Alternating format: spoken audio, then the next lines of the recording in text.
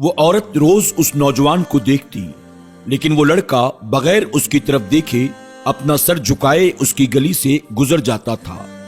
देखने में वो लड़का किसी मदरसे का तालिबे इल्म मालूम देता था, लेकिन वो लड़का देखने में बहुत खूबसूरत था। यही वजह थी कि वो औरत उसे अपना दिल दे बैठी। वो औरत चाहती थी कि किसी तरह वो लड़का मेरी तरफ मुतवज्जे हो, लेकिन वो अपनी नजरें झुकाए वहां से गुजर जाता। उस औरत को अब जिद सी हो गई थी कि क्या कोई ऐसा नौजवान भी हो सकता है जो मेरी तरफ न देखे, और उसे ऐसा सोचने का हक भी था क्योंकि वो उस इलाके की सबसे खूबसूरत और अमीर औरत थी। और वो खूबसूरत इतनी थी कि वो जब घर से बाहर निकलती तो लोग उसे देखने पर मजबूर हो जाते थे। वो औरत ये सोचने पर मजबूर थी कि जिसे सारा शहर देखने को तरस जाता है, उस औरत को जो लड़का पसंद हो वो उसे ना देखे, ये भला कैसे हो सकता है। अपनी इस तौहीन पर वो पागल हुई जा रही थी और कोई ऐसा तरीका सोचने लगी जिससे कि वो उस नौजवान को हासिल कर सके और उसका गुरूर तोड़ सके और उसे अपना गुलाम बना सके। आखिरकार शैतान ने उसे एक ऐसा तरीका बताया जिसमें फंसकर वो लड़का उसकी बातों में आए बगैर नहीं रह सकता था। अगले दिन जब वो लड़का उस गली से गुजर रहा था तो एक औरत आई और उस लड़के से कहने लगी, बेटा, मेरी मालकिन तुम्हें बुला रही है। लड़के ने पूछा, आपकी मालकिन को भला मुझसे क्या काम है?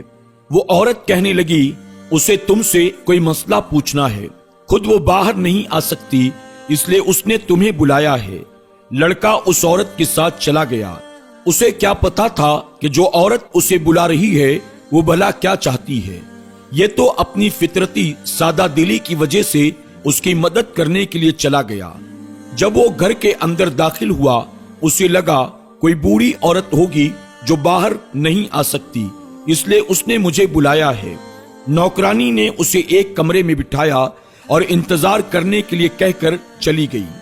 थोड़ी देर के बाद वो खूबसूरत औरत उस कमरे में दाखिल हुई। उसे देखते ही उस नौजवान ने अपनी नजरें झुका ली और उसके बाद पूछा, बताइए आपको मुझसे कौन सा मसला पूछना है? औरत के चेहरे पर एक शैतानी मुस्कुराहट आ गई। उस औरत ने बेझिझक अपना इरादा बयान कर दिया और कहा कि मेरी सबसे बड़ी ख्वाहिश ये है कि मैं तुम्हें एक बार हासिल कर लूं।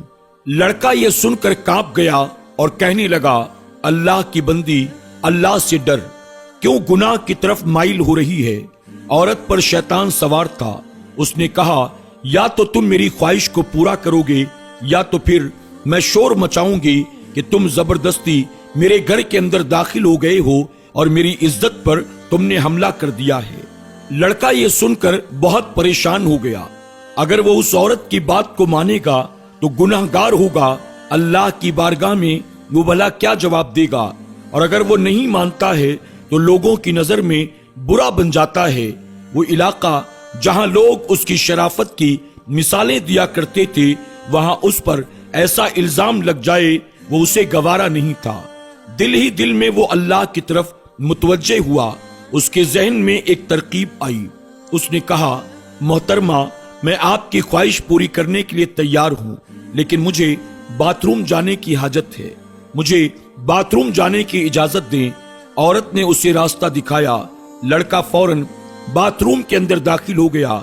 उसने वहां मौजूद नजासत को अपने बदन पर लगाना शुरू किया और कुछ देर के बाद वो बाहर आया और औरत के सामने आकर खड़ा हो गया। औरत उसे देखकर चिल्लाने लगती है, ये तुमने क्या किया? मुझ जैसी औरत के सामने तुम ऐसी गंदी हालत में आ गए हो, दफा हो जाओ यहाँ से, निकल जाओ मेरे घर से। वो फौरन घर से निकल गया और करीब एक जगह पर जाकर अपने आप को, अपने कपड़ों को अच्छी तरह से पाक और साफ किया। अल्लाह का शुक्र अदा करते हुए वो दोबारा मदरसे में चला गया।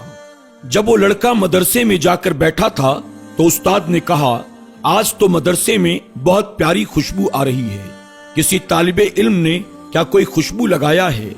वो लड़का समझ गया कि लगता है मेरे बदन से अब भी बदबू आ रही है। वो अपने आप में सिमट गया। उसकी आंखों में आंसू आ गए।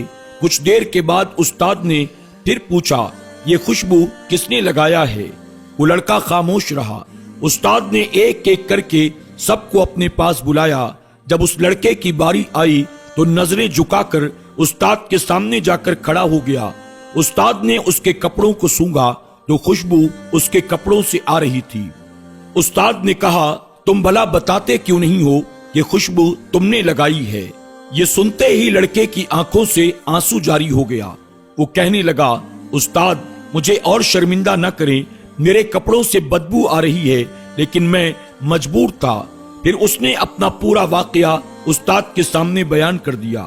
استاد نے کہا، بیٹا میں مذاق نہیں کر رہا ہوں، تمہارے کپڑوں سے ایسی خوشبو آ رہی ہے، ایسی خوشبو آ رہی ہے جو میں نے آج سے پہلے کبھی نہیں سونگھی ہے، اور یہ اللہ کی جانب سے ہے، کیونکہ تم نے اپنے آپ کو گناہ سے بچانے کے لیے اپنے جسم سے نجاست کو لگانا پسند کیا۔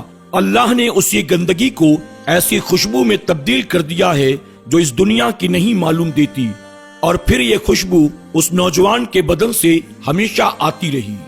دوستوں، یہ ہوتی ہے پرہیزگاری۔ اللہ ہمارے کون سے نیک اعمال سے راضی ہو جائے ہمیں نہیں معلوم۔ دوستوں، تقوی اور پرہیزگاری اختیار کریں۔ اللہ رب العزت ہمیں اور آپ کو بھی ہر طرح کے گناہوں سے بچنے اور نیکیاں کرنے کی توفیق عطا فرمائے۔